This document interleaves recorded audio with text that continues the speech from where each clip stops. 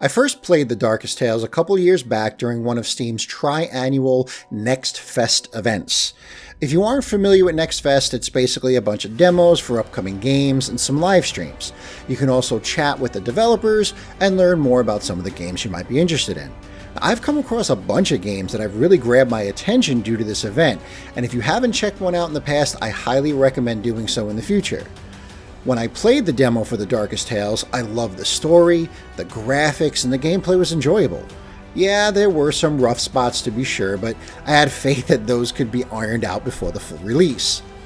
There was just something about the game that really reminded me of this board game that I played with my family called Stuffed Fables, where you play as a bunch of stuffed animals that come to life to rescue their owner. The game instantly went on my wish list. Eventually, my ever-growing list of games that I want to play took me back to Stuffed Fables after it was finally released. I took notice of some of the mixed reviews on Steam, but I decided to pick it up anyways based on my time with the demo. How's it going, fellow geeks, and welcome to episode 2 of GamerDad's Mostly Steam Deck Reviews. Today we're taking a look at The Darkest Tales from developer Trinity Team on the Steam Deck. Now, before we really get into this too much, let me preface this by saying I played The Darkest Tales on the Steam Deck LCD version, right? Every review going forward is going to be on my Steam Deck OLED or the OLED or whatever you want to call it. When I played the demo for The Darkest Tales, I really thought that this game was going to turn into one of my favorite games. It had that twisted fairy tale thing going on that I really like in some of my games, and it was really dark and bloody, which I thought was really cool for like this fairy tale adventure. However, the game does have some issues that kind of holds it back from realizing the major potential that I saw in that demo. So without further ado, let's check out The Darkest Tales on the Steam Deck.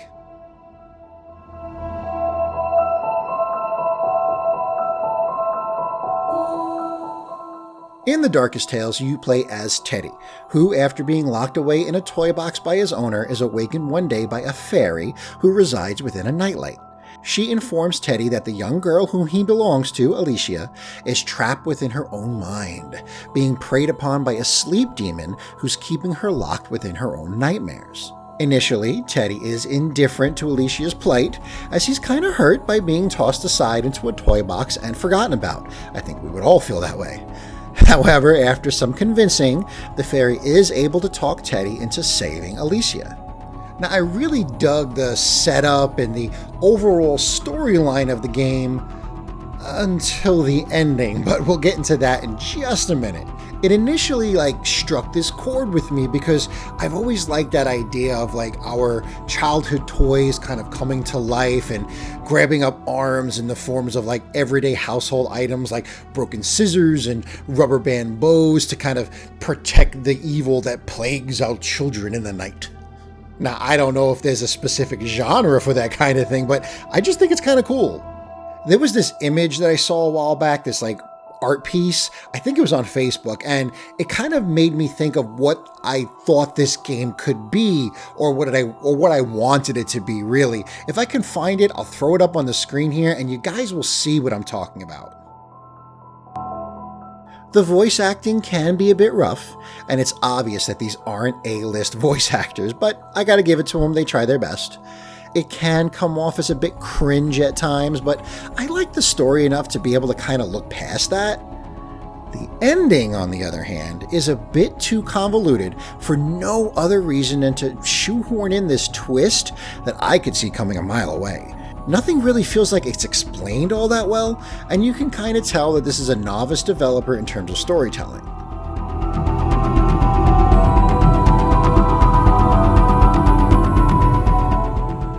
I thought the art style was great. Developer Trinity Team really nailed the feel they were going for. The game is really zoomed out far though, so on the Steam Deck everything can look kind of small and you miss out on some of those cool details. I do wish the game was pulled in, zoomed in just a little bit more so it could showcase just how good everything really looked. Now, it's not a complete deal breaker, and the game is still fully playable, and it looks just fine on a monitor or in docked mode or on regular PC if you choose to play that way.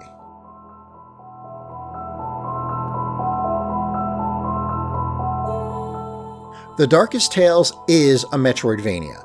If you aren't familiar with that genre for some reason, basically you gain new weapons and abilities, and then you can access new areas that you couldn't before.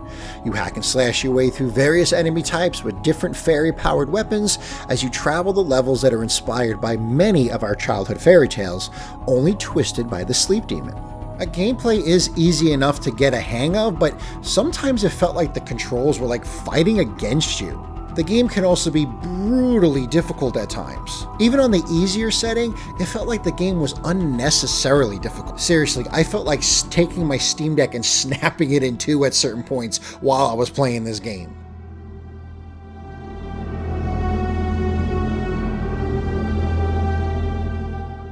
This obviously wouldn't be a Steam Deck review if I didn't talk about how the game ran on the deck itself. Firstly, the game ran perfectly out of the box. I didn't need to change the Proton version from the default, and I didn't have to adjust any in-game settings to get it to run smoothly. At first. Here's the odd thing though. For the first several levels, I had no issues running this game on high settings. Everything worked just fine, and I was able to hit easily between 30 and 60 frames per second. I say 30 to 60 because at times when there was a lot going on, there was a lot of action, a lot of bad guys, the game would drop to 30 frames, but most of the time I was hitting between 50 and 60 frames per second. However, in later levels, at certain points, the game would zoom out even further, which would absolutely drive me up a frickin' wall, and my frame rate would just plummet. For some reason, I would be hitting like between 12 to 15 frames per second at some points, and it would make the game unplayable.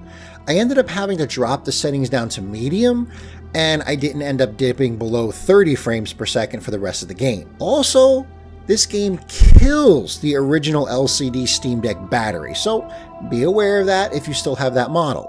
I didn't get a chance to test it out on the OLED deck, so I'm not sure how long the battery lasts on that version.